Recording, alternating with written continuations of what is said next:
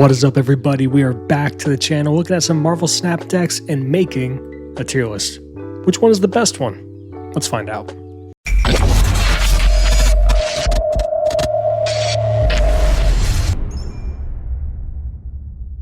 Alright, so we are looking here at the best of the best decks in Marvel Snap. And now, not everything will be featured. There's a few cards that I'm not featuring right now just because they've kind of fallen away from the meta, but I will list them as being underrated, just not on the list here yet, and I'll get to those in a little bit. First, I want to go over what this tier list actually is saying. So we have a few different tiers. We have best of the best. These are the top players of the entire meta, undeniably the best decks. There will not be very many of them up here, maybe 2, maybe 3.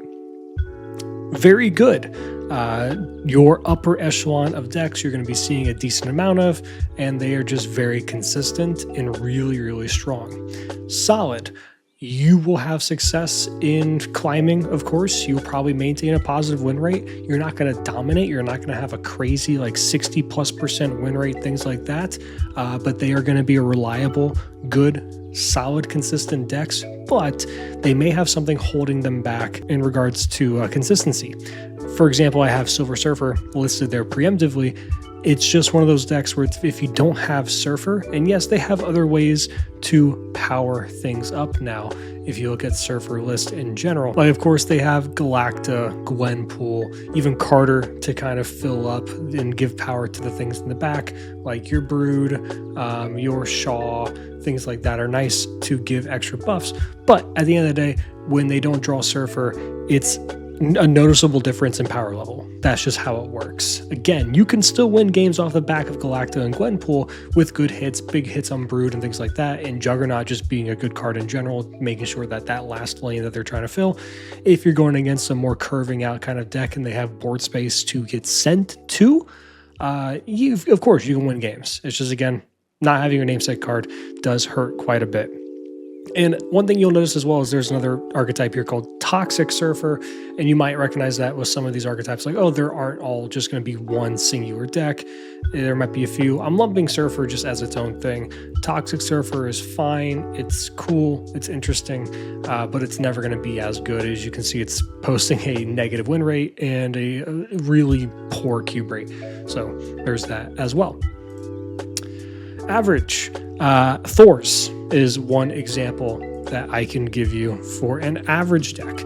If we take a look at Thor in general, we can see here it's actually doing okay. It's got about 4,000 games played, 55% win rate, roughly 54% win rate actually, and about 0.25 average cubes per game. Has your likings of King Eitri, your Thor package, your Werewolf and stuff like that. It's just a solid, okay deck with some other cool things to round it out, like Sam Wilson Cap, Hawkeye Kate Bishop, and Enchantress and Shadow King for some counterplay. It's just okay. It's not amazing. You will win games, and you'll lose a lot of games. You'll probably hover close to that 50% win rate. You're going to have a sub 30 or sub 0.30 average cube rate, which is okay, but you can climb. It's going to be fine. Uphill battle. Heimdall. And when I put Heimdall, I'm putting in regards to just classic move. This is not a very good deck, unfortunately. It's okay. It's below average. You're going to struggle. You'll win games. This is where pilot skill trumps everything. You need to be an extraordinary pilot to be able to make sure that you can win games. And move is a very difficult archetype to play. It's gotten a crazy ton of support with things like Aranya, Madam Web. Of course, you have Cloak, Dagger. This one's featuring Goliath as well. Some decks want to feature Scream, but Scream is its own archetype, which we'll get to in a little bit. It's just, again, this is a hard deck to play.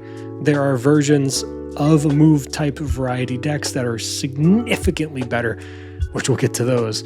But yeah. And then lastly is just not good. In general, I don't think there are too many lists that I can actually put in just not good. frankly, most decks are pretty solid in general, have an ability to win.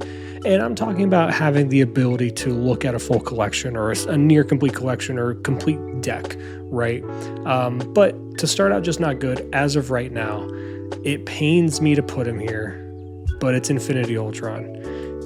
Right now, Infinity Ultron is the epitome of just not good. So through a lot of games played, if you're looking at decks trying to make use of Ultron himself, this is the most played version right now. It's averaging negative cubes, a 36% win rate, and it's trying to do the Wiccan strategy and just trying to fill up your hand and stuff like that with other random stuff for Eson and Ultron.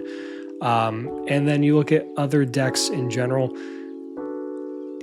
you have to look a bit more between the lines as to why they're doing okay. Surfer, for example, it's not doing great, but it's a lot better than the other one, right?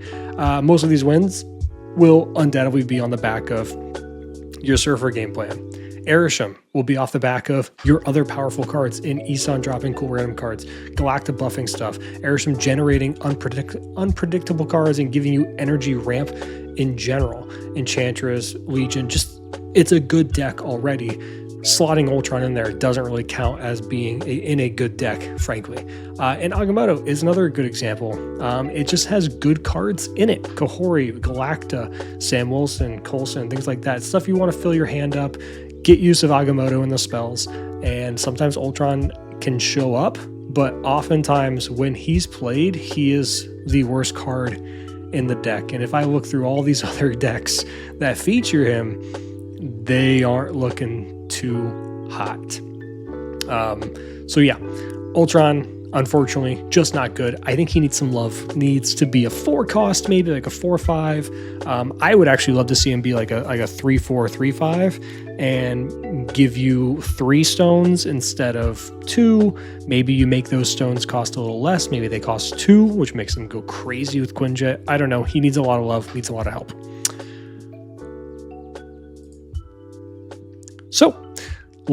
So now that we know the general idea of what this tier list is doing, let's go through what we got. Sauron, it is in the best of the best right now.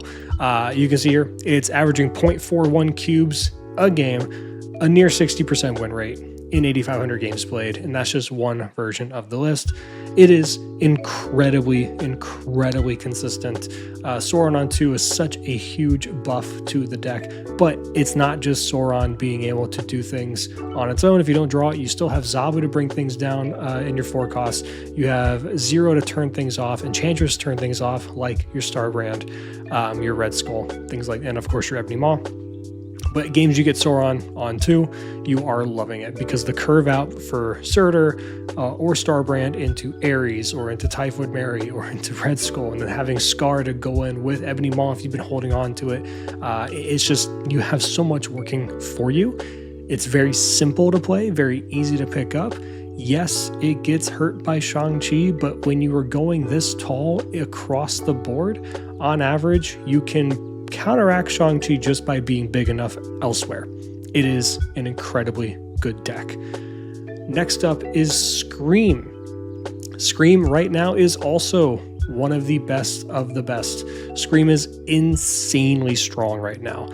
Even with the new addition of Uncle Ben, which I think is really funny, slotting in Killmonger, which is nice for the meta call, considering we see a decent amount of Thanos, especially Thanos Zoo, going around at the moment. So, Killmonger is still a really good choice. Red Guardian, Polaris as counter cards with Scream on board. Kraven, of course, is always is a very strong card. This idea of just low to the ground, good move stuff is always going to be really good. Just look back at Silky Smooth for an example of a deck like this, except now when you're actually buffing your own stuff with the likes of Kraven, you're also hurting theirs in general with Scream. So still a very good deck. It is one of the best decks. It has insane numbers.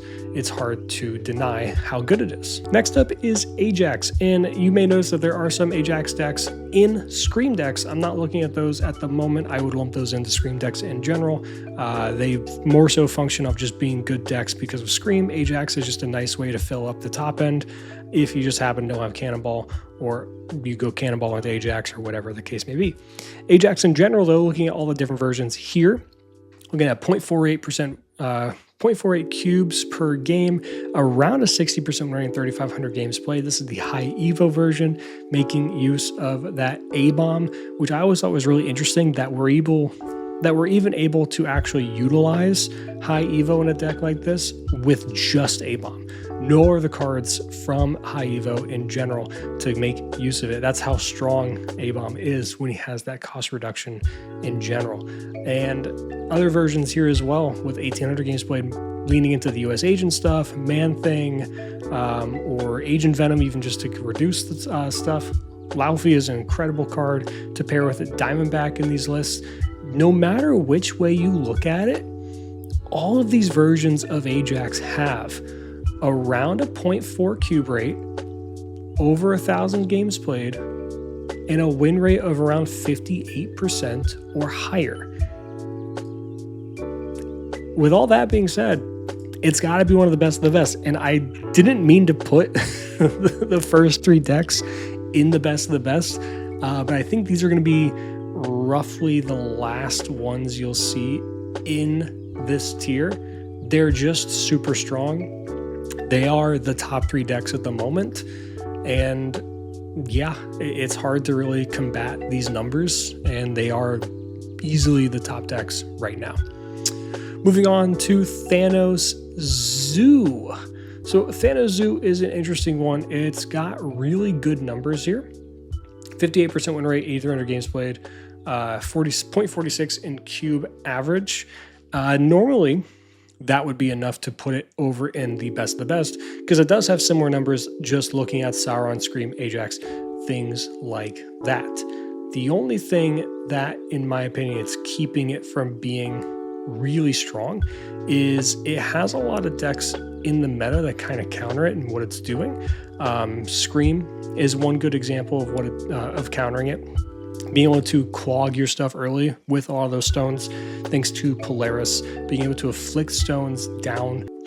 And one thing worth noting with a lot of these Thanos lists in general, they're just not running Kyra at the moment. And Scream teching in Killmonger with Uncle Ben is already a huge counter to that deck in general. And even if they are running Kyra, being able to just afflict their negative cards with no way to get rid of them, or not want to get rid of them, or just clog up lanes early with things like Polaris is incredibly strong and a really rough matchup for Thanos in general going against these Scream decks. And then, of course, you have other decks in the meta like Clog and things like that that can do like the same type of thing. And there are also plenty of decks that just kind of go over top of Thanos in terms of raw power. Yes, again, Mockingbird and Thanos himself are very strong cards, and you're able to get a lot of buffs thanks to Corey and stuff like that. Yes, Thanos can go fairly tall, but it does have a cap on what it's doing. Things like Bullseye combo and even the unpredictability of Arishem and counter spells and counter cards like Shang-Chi and Enchantress, things like that, are also really strong against Thanos in general. So I might get flamed in the comments for this. You might say I'm being a little picky choosy and he should be in best of the best. But I think just like his regular counterpart, which is the non-zoo version, the ones that look to play, a little bit more bigger things or more leaning into the counter cards like Red Guardian, Copycat, Shang-Chi, and Enchantress. Really what you saw Arishem stuff doing early on was just filling your deck with counter stuff and letting everything else kind of work for it, which, by the way, a version of Thanos is Thanos Arishem, which does fairly okay in its own right. They're all kind of the same to me, and I'm going to put them in very good. Definitely a top deck, but not better than any of these 3. I think it's in a tier on its own, and I think it's very similar to these 2, though in all fairness, I think the Zoo version is better than the traditional go tall, feature all the counter stuff version of Thanos. But yeah. Elsa Bloodstone, this is a weird one you might not be seeing a whole lot of, or you might be confused as like, okay, what year is it? Why is Elsa on this list? Well, Elsa is actually featuring a really cool deck right now. just pure buffs. It's Gwenpool, it's Galacta, it's Elsa, with things like Hawkeye, Kate Bishop, Jeff, Angela, Kitty Pryde, Hope Summers for ramp, being able to counter Shang-Chi, and there are a few different versions of this. I really like this one here that only has 1,900 games played, but has a really crazy win rate, crazy cube rate as well, with things like Sasquatch and Mockingbird with Mysterio, and then good cards like Iron Patriot, Sam Wilson, stuff like that. This archetype in general has kind of come out of nowhere in my opinion, and really kind of shown up as like a really interesting, cool deck. One that we've seen before for sure, and one that's kind of always been in the background, but I've seen a lot more of it in the last week or so for some reason. And yeah, it's pretty good. It has a, like I said, pretty good win rate, pretty good cube rate. This version I think is super interesting. Same thing with this version with like Hitmonkey and stuff like that. It's just a lot of fun, but it's not very good. I can't put it there. I'm gonna have to put it in solid. I think it has a lot going against it, of course. It has a lot of counterplay. Shadow King is really strong, and if Shadow King sees more play, which I think it very well could, if this kind of deck sees more and more play, with Surfer already seeing a decent amount as well, then that's going to be rough for the matchup overall. And just Killmonger and Scream. Scream being able to kind of hurt things a lot with the deck in general. It can go okay tall, but it can't go taller than certain decks in the meta. It's just, it's just how it is. Really cool deck though, wanted to showcase it. All right, next we have Bullseye.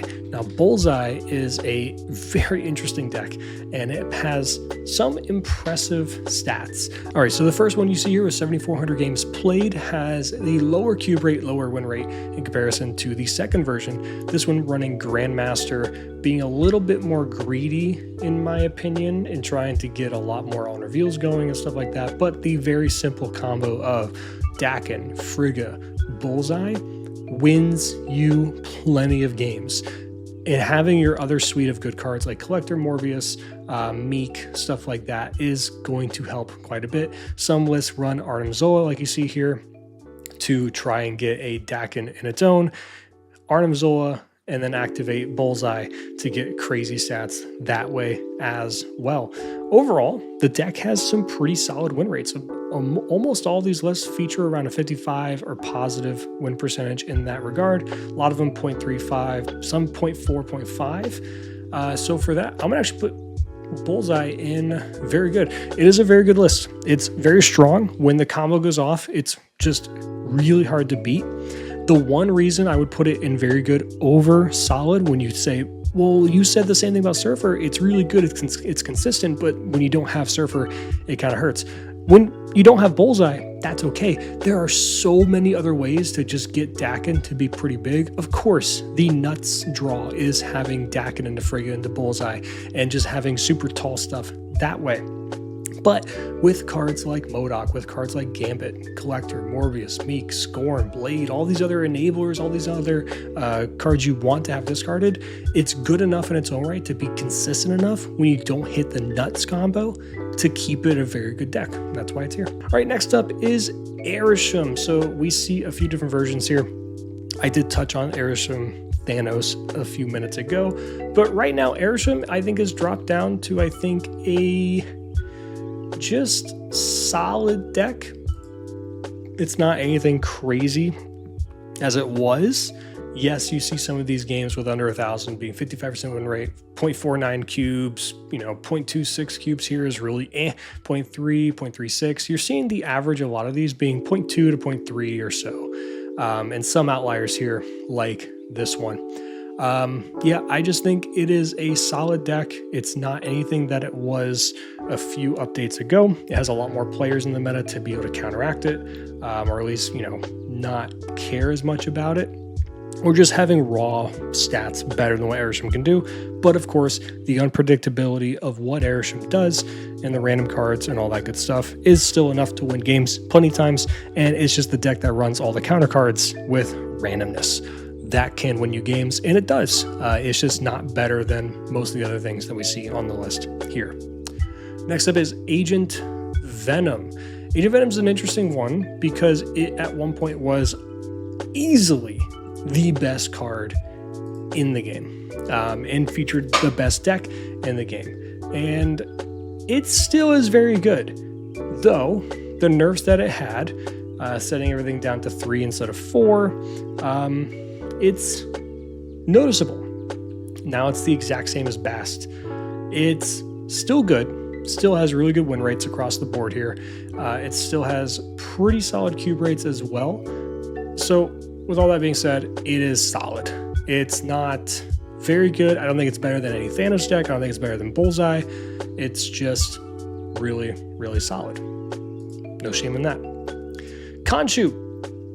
Khonshu is a really, really cool card. Again, it has the backup plan of just being a very good discard deck with Dracula, APOC. And I do think it's funny how we actually landed on the APOC home being the best home for Khonshu when everyone was trying all these different things of just Khonshu by itself, no APOC, and trying to really get use of that with like Iron Man and stuff like that, where it just turns out, hey, if you discard everything and you discard something like a Collywing or a Gambit or even like a Morbius, for example, and you buff that with Khonshu while having a nice big juicy APOC in hand for Dracula discard at the end of game, that's really, really good. So yeah, turns out that that's what the deck really wanted and that's what it needed. All that being said, it is by far the most played deck at the moment, 13,000 games, 56% win rate, 0.36 average cubes. That is really good stats for a deck like this, having this many games played. Genuinely really good stats in that case. It makes me want to put it in very good, but I'm going to go ahead and put it in solid. In fact, I do think it is the best solid deck there is. The only reason it's not in something like very good alongside Bullseye, its other discard counterpart deck, is simply because Bullseye has the absolute nuts combo of going insane and just being kind of unbeatable in a lot of ways, where Khonshu is much more consistent overall.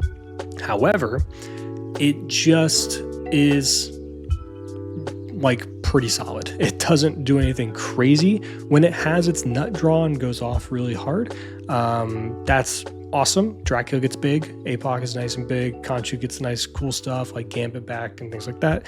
And of course, when you games you'll climb, you can hit infinite easily and do well post infinite with this for sure. But there's a cap on what it can do, and I think that's where it kind of gets held back a little bit. It is one of the best decks in the game, unironically, though from a floor perspective, it's one of the best. Ceiling perspective, it doesn't have quite the ceiling of Ajax Scream. Sauron is probably the best floor deck ever because of just big raw stats. And I think that's why it has to be best of the best. Khonshu's not quite there. I love this card. I want to put in very good, but I can't. Solid is. Mr. Negative, we're going to be putting you in average. Look, at the end of the day, no matter what, Mr. Negative will just be... At the end of the day, no matter what, Mr. Negative will just be an average deck. I do not care what the cube rate says. The cube rate for Negative will always be stupid high. It always is. And it always has been. Because the way the deck works is it's super high risk, high reward. The win rate, look at this. 48% win rate for this version. 48% win for this version. 0.34, 0.45. 52%, 52%, 53%, high cube rates. It's because people are dumb, and I'm sorry if you're this person. I've done it before too. You're playing something like Surfer. You're playing something like Agent Venom. And you have a really good game, and you're drawing very well. You have a great hand. Awesome. They get Mr. Negative down on 4, and they play Jane on 5, and they snap, and you're stuck in an 8-cuber. You should leave. You should leave. You should leave.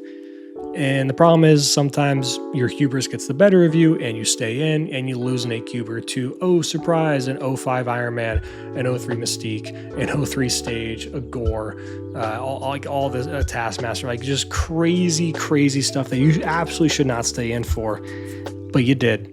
And you lost. And let's say you snapped early and then they go Surf, or they go Mr. Negative on 4, and then Jaina on 5 and then you leave, well, you just gave them 4 cubes anyway. That's why it's always really good with cubes. That being said, the deck as a whole is average. Has average win rate.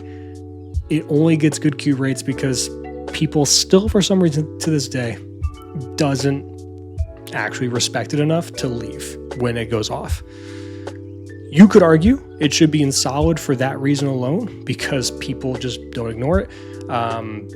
If you want to climb to infinite, Mr. Negative is a phenomenal way to do it because it's so easy to get cubes. You will win maybe 50% of your games, maybe under 50%, but you can climb pretty efficiently just from people staying in. Like if you retreat over and over again for your deck not working or working against you, you lose 1 cube, 1 cube, 1 cube, 1 cube, and then you gain 8. You could lose 4 in a row and then win 1, go 1 and 4, and then go +4 positive in cubes. That's just how Mr. Negative works. All right, next up is Sarah Control. And I have a little bone to pick with the name Sarah Control. This is not Sarah Control. Sarah Control is a deck that's been around forever. And it's been a cool deck. It's been a great deck. I've played versions of it. You've seen videos with Toxic Sarah Control that I had with Prashan, for example. I love this archetype. Typically, it's because it features counter cards like Shang-Chi, Enchantress, maybe Shadow King, Red Guardian, stuff like that. And the idea of the deck is it wants to throw priority and have Sarah on 5 and be able to react to everything with your counter cards on 6 and some beefy 2-cost cards that become 1 cost thanks to Sarah, like Lizard, like Maximus, for example, stuff like that. This deck does not play like that any longer. The only reason it's called Sarah Control is because it's just kind of what we're used to, and it has some counter stuff. But now it's looking at just getting raw power out, buffing stuff with Galacta and Gwenpool, juggernauting stuff away on key turns, countering stuff when you can or when you need to, even just on curve, doesn't have to be on 6, buffing things with Captain Carter, having good genuine cards like Iron Patriot, Sam. This is honestly, in my opinion, this is Sarah good stuff. And all that being said, it's solid. It's a solid deck. It's good. It's got good win rate, good cube rates. The Toxic one is the Surfer one for some reason is showing. It's pretty good. It's just, like I said, it's just good cards. It's not very good. It's not better than Thanos or Bullseye at the moment, but I would say it's definitely neck and neck with all these other solid decks. Next up is Destroy. And of course, we have to have our girl Death showing it. And I have some really unfortunate news for Destroy fans. It's not that great anymore. Like, it's okay. This version here is showing a 4.47, 55% win rate, and 1,100 games played. It's not much different than this version here with 8,000 plus games played, 50% win rate, and a 0.17. In fact, what is the difference? No Zola, looks like, is the main difference, and it's featuring Shang-Chi. It's crazy that throwing Shang-Chi into your deck improves your win rate. It hurts me to say it, but Destroy's kind of just average. Is it an uphill battle to play Destroy now? These stats do not look good. Like 50% win rate, only 0.17 cubes. Because people, like, when they see Deadpool come down and like a Hulkbuster, or like they see Deadpool turn 1 and like a snap from the opponent, people are so quick to leave now. Like, so on the wins that you get with Destroy, because a lot of it's so telegraphed, you don't get your big 4 to 8 cube wins. You just get 1 to 2. And then when the deck just doesn't work, it feels really bad. And its top end is like, it's still fine. It's a consistent deck. I just don't know if it does enough like it used to. That's crazy to me. Yeah, I'm gonna put uphill battle for Destroy. That's wild. That's so crazy. Look how far we've come. If you're a Destroy player, let me know in the comments why you think the deck is struggling from a statistical standpoint. your own experiences. How are they? How does the deck feel? How do you think it fares against the meta? Do you think the stats are just wrong for some reason? People suck with the deck now? Like, what's going on? I want to know. It's really interesting. Next up is Clog featuring our boy Cannonball. Maybe I should have put Debris as the poster child for that, but Clog is, in my opinion, an average deck. It is okay. It's got a 0.25% or 0.25 cube rate, 54% win rate, and 6,200 games. When you go to the other versions that aren't Scream, they just get worse. 0.12, 53% win rate, 0.32. This one actually has, this is another Scream version. So all the Scream versions are the ones that are the best with Cannonball. Unfortunately, Clog in general is just very hit or miss. It's one of those kind of cards, or one of those kind of decks in general, where like when your games are great and you curve out great, you hit them with your Goblin, you get the Acid Arrow from Hawkeye, you get your Debris down, you Viper stuff over, and then what happens when you win? People just leave and they don't really snap against you, so you don't get much value. It's kind of like Destroy right now. It just is telegraphed. So when you have really good games and you win a lot, your cube rate's not very good. So yeah, I think it's just an average deck at the moment, and it could be better. And then our wonderful Captain Carter Ongoing. I'm going to be real with you. Now, we could be referring to this kind of deck here, which is just the curve out stuff, which is just your Doom 2099, Dr. Doom and Spectrum and stuff. You could also refer to Standard Ongoing, which is actually going to be more so like your Moonstone, your Iron Man, Mr. Fantastic, which I actually prefer this version. I think it's a lot more fun to play the other version. But no matter what way you slice it, it is an average deck when it comes to numbers. It's doing okay. I love playing the deck. I think it's a lot of fun. It's just not amazing. It's just average. It's okay. It's not anything crazy. But it's fun to play. Captain Carter's so weird because I don't think you can make her a 3-cost. She'd be too good. And she's very dangerous to give power buffs for her raw stats, because you really want her to get buffed by like things like Captain America, or if you want to go with like the stuff like Galacta, or anything that buffs her in hand or on field. It's just she's very strange to toy with. But yeah, in general, it's okay. It's average. Still fun to play. You'll probably climb with it, but it's not going to be the greatest thing ever. Now, I did allude to some other decks I didn't feature, which there's a few that we can talk about. We can look at the stats for them real quick. The first one is going to be my boy, Annihilus. Oh, how the mighty have fallen. Annihilus is just non-existent in the meta for the most part. The good old Sentry Annihilus, Hood, and stuff like that, it's just doing okay. If I were to rank it, I'd say it's average at the moment. It's got pretty good win rates, but again, it's one of those kind of decks where, similar to the Destroy package, similar to the Clog package, it just kind of telegraphs what it's doing, and people are really quick to retreat on ladder. So you don't get as much value with it as you would normally. Funnily enough, this weird Galactus version of Clog with Agamotto's pretty good cube rate, but not a very good win rate. Only 220 games though. And the other one is going to be Darkhawk. Is another one. Darkhawk's very similar. We actually see the version combining the Sentry Annihilus stuff with it, and yeah, I think it's a good deck. It's fun, solid win rate, okay cube rate, but nothing crazy. But then the next deck you see is a Ronin mashup with Darkhawk, which always feels weird to me. I don't know why people keep trying this type of list, because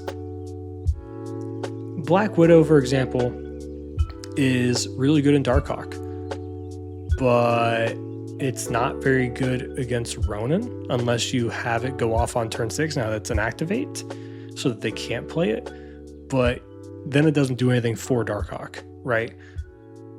In Master Mold, I guess the idea of filling their hand completely helps stop them drawing stuff and give Darkhawk. There's some synergistic qualities to it, but overall, I think they kind of conflict too much to make a good deck, and the stats are average. So I would also say that Darkhawk is an average deck right now, and Arisham's not nearly as crazily widely played as it was, but Thanos is. So it's really interesting to me. So you see Thanos a lot more, especially Thanos Zoo. And there's still a fair amount of Airsham. Why are we not playing any regular Darkhawk lists? That's so strange to me. If I look at the last 30 days instead of the last week, it's this Ronin one again for some reason. A Phoenix Force version, and then the Annihilus version. They're all just performing really poorly. I don't know why. I don't get it. It feels like right now would be a good time for the meta to want to play Darkhawk, in my opinion. But hey, I guess it's just not working out in that way. But let me know what you guys think. Comment down below which of these decks you like the most. What decks did I miss? I know there's still some other archetypes that I didn't get here, but I didn't want to go through all 500 different types of decks there are in the game. Just the main archetypes here, the main decks. And yeah, this is the tier list. So let me know what you guys think. Hope you enjoyed, and I'll see you guys in the next one. Bye-bye.